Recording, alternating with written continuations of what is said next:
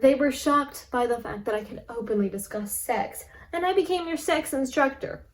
But let me tell you what happened. Well, when they found out that I was able to talk about the natural function of creation, I no longer was in their box. They couldn't find me, and they were all like, "Oh my gosh, we don't know who Rebecca is!"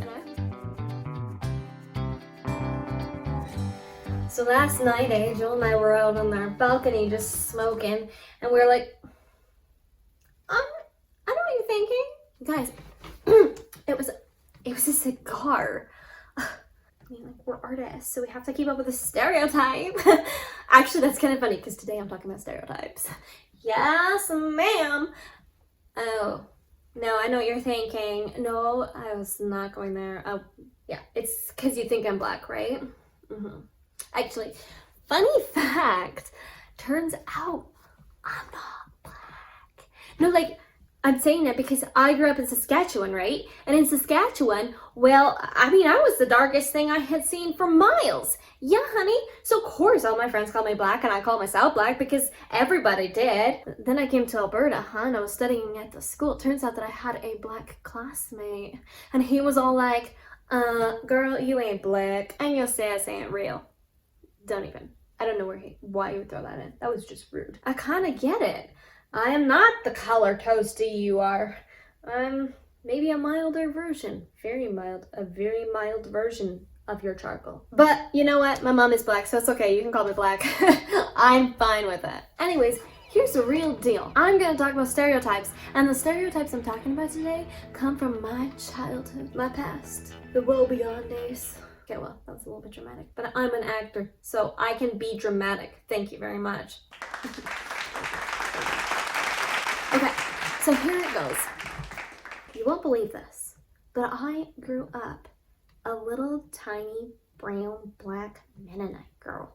Yeah, like I was wearing full-on head coverings, cape dresses that went down to the ankles. I was like, cows, what even are those? Ain't no sun in my calves and definitely no man's eyes.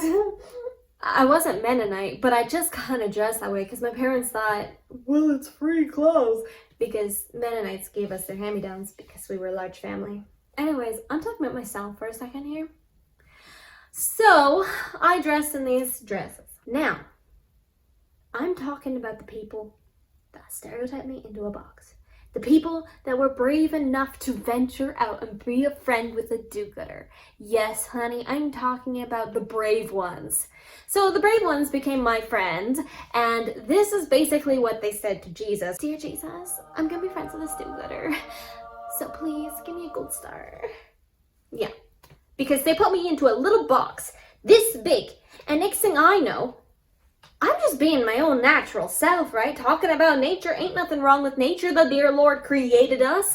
Yes, I believe that. And I just happened to say one of the parts of our physical anatomy, the vagina. And they all went like, oh! Now, I didn't know vagina was a dirty word. It's not a dirty word. How can it be a dirty word? I say finger. Why can't I say vagina? Anyways, they were shocked by the fact that I had loose lips. Lips that could say the V word openly. They couldn't handle it. I mean, I knew more about sex than these girls knew about normal everyday life. I'm sure of it. Why? Because I watched the donkeys do it. You learn a lot about nature when you just watch nature. You know how it ends up working. Yeah, donkeys are pretty explicit. Yeah. They were shocked by the fact that I could openly discuss sex, and I became your sex instructor. But let me tell you what happened. Well, when they found out that I was able to talk about the natural function of creation, I no longer was in their box. They couldn't find me, and they were all like, oh my gosh, we don't know who Rebecca is. I'm literally right here. Like, right here. And so then they had to, of course, come to the logical conclusion that I was a hypocrite. So, when they came to that conclusion that I was a full-on hypocrite, as they said in their own words, you go in dress purity, you have the whole look of purity, but ain't your mouth pure. No. What comes out of your mouth is basically bile. You can say the word vagina, but virgin ears. Okay, I'm totally over-dramatizing the situation. But basically, yes. that actually is very much what happened in a very over-dramatized way, but what I'm saying is stereotypes hurt, man. They hurt. Those were the people that were the brave ones, remember? The ones who actually ventured out to be friends with a do-gooder. You want to know who everyone else was? Everyone else were like, I'm sorry, I'm not being friends with a do-gooder. They're boring as shiz. Really? Really, honey? Because you can't even say the word.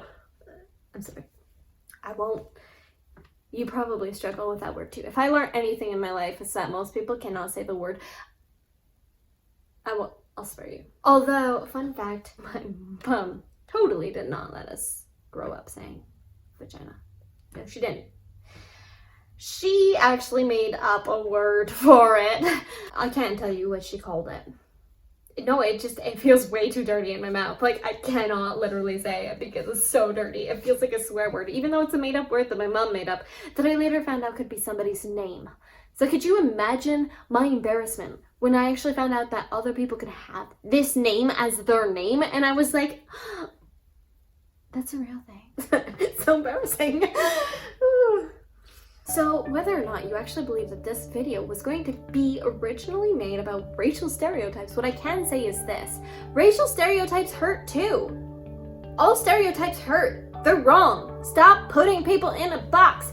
And we like to do that, right? Because we're humans and we look at the outside appearance because that's all we can see. We cannot see beyond the exterior and we instantly come to conclusions, and these conclusions are false AF. There's a reason why Black people literally get mad at people when they see them clutch their purse tight. I mean, truth be told, my philosophy on life is, honey, if we could just all be naked. Am I right? Because if we could be naked, right, then there's nothing to judge us by. I mean, we're all just going to be in our vulnerables, so why not? If I could literally lead the country, we would all be just naked people. Also, it's just easier, right? Yeah, I'm sorry. I don't like the fact that most people go, you're an artist? Because you don't dress like it, honey. No, I don't like that. Stereotype. Now you're going to think I'm not an artist because I'm not really wearing artisty sort of clothes. Okay, fine.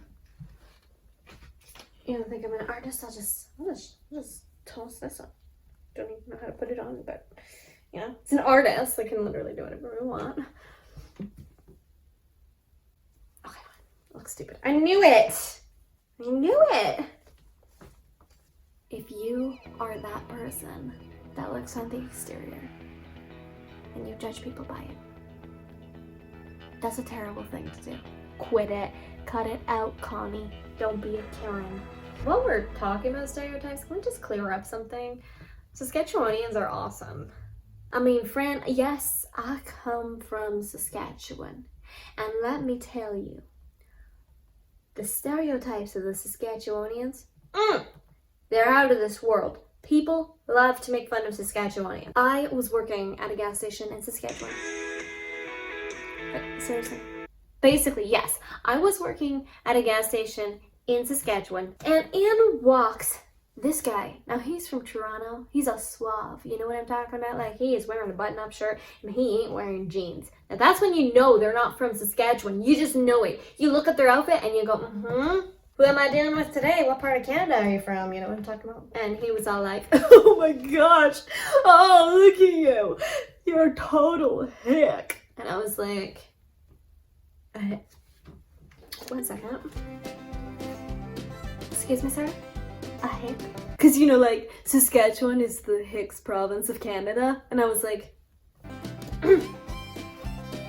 oh, really? See, now this is why all of Canada thinks that Torontarians are rude. All of them. Maybe not, because that's stereotyping. I'm not stereotyping you. My daddy always told me that I was beautiful.